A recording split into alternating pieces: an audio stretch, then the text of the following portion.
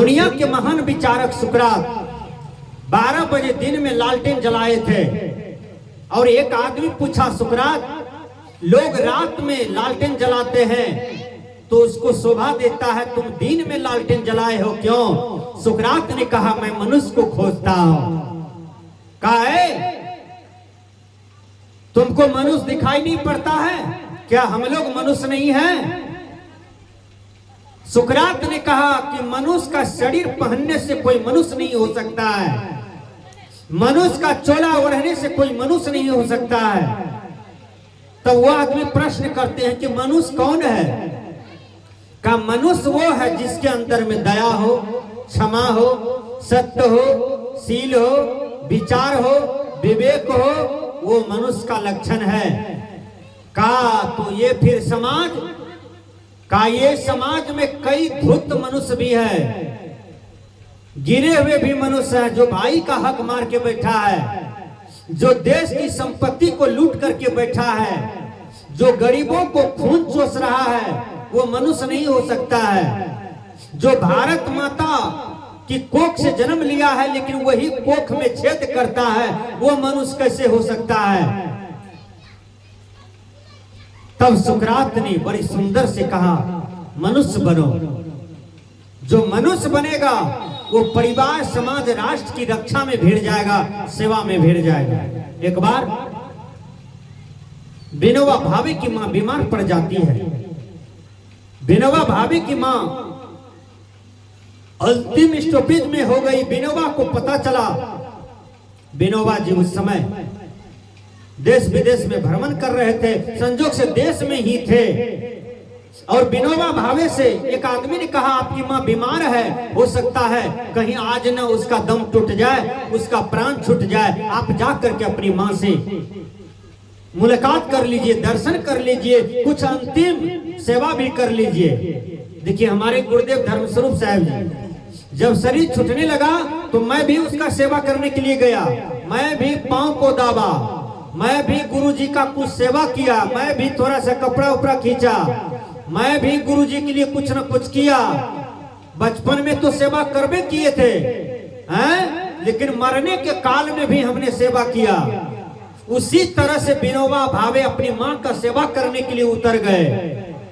आओ, विनोबा भावे की मां आंखें खोलती है और कहती है, कौन हो जी? का मैं विनोबा।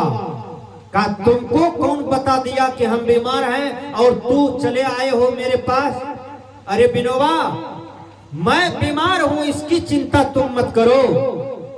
आज भारत मां बीमार है, तुम जाओ भारत माता के पास।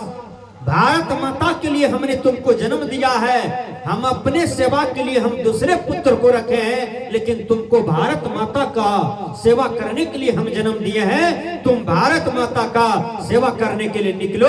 आज भारत माता बीमार है, तुम उनका सेवा करो। बेटा, तुम ही एक मां का प्रवाह मत करो। इस देश में कितने माता बीमार है, कितने बहन बीमार है, उनका सेवा करो तो समझो कि हमारा कोख सफल हो गया तुमको जन्म दे करके। वो कैसा मां था जो राष्ट्र कल्याण में अपने पुत्र को लगा दिया? महात्मा गांधी को वो कौन सी मां जन्म दिया जो महात्मा गांधी सूर्य में झंडा फहरा दिए? सूर्य में झंडा फहराने का मतलब है देश को स्वतंत्र कर देना। महात्मा गांधी के हाथ में 4 अस्त्र थे, जिसको देख करके अंग्रेज भाग गया, गलत गलत आदमी भाग गया। वो क्या है? सत्य, अहिंसा, अस्तेय, ब्रह्मचर्य।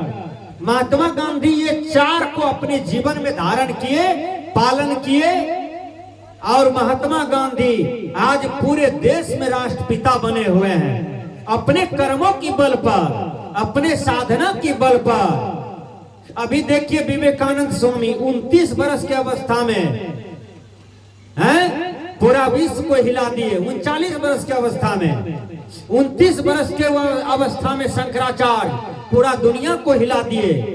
कर्म के बल पर, साधना के बल पर आज हम आप दुनिया में आते हैं, मर जाते हैं, आपका नाम निशान भी कदमहा बस्ती में नहीं है। सजना, आज यही गांव है, इसी गांव के चौराहे पर बजरंगबली का मंदिर है। आप सुन रहे थे हमारे विजय साहब से कि बजरंग बली का मंदिर जितना है उतना कोई देवी देवता का नहीं है। क्यों है? हनुमान जी का मंदिर, हनुमान जी का इतना पूजा क्यों हो रहा है? क्योंकि हनुमान जी एक नंबर का सत्संगी था, एक नंबर का गुरु से भी था, एक नंबर का ब्रह्मचारी था। ये तीन चीज को पालन किए हनुमान जी, इसलिए हनुमान जी आज राम जी से भी आगे निकल गए। कहने का भाव है सजनों कि आदमी सेवा से आगे हो जाता है। सेवा कीजिए तो अहंकार भी गलेगा, सेवा कीजिए आपका मन निर्मल रहेगा, सेवा कीजिए मन पवित्र रहेगा, सेवा कीजिए आपका अंदर बाहर दोनों साफ हो जाता है। इसलिए हर आदमी को यह दिमाग में रखना चाहिए कि इस दुनिया में हम आए हैं तो हम सेवा करने के लिए आए हैं, हम तो एक सेवक हैं। ये ज्ञान यदि हो जाए तो आपके जीवन में कभी भी दुख नहीं होगा, कोई कठिनाई नहीं होगी। आइए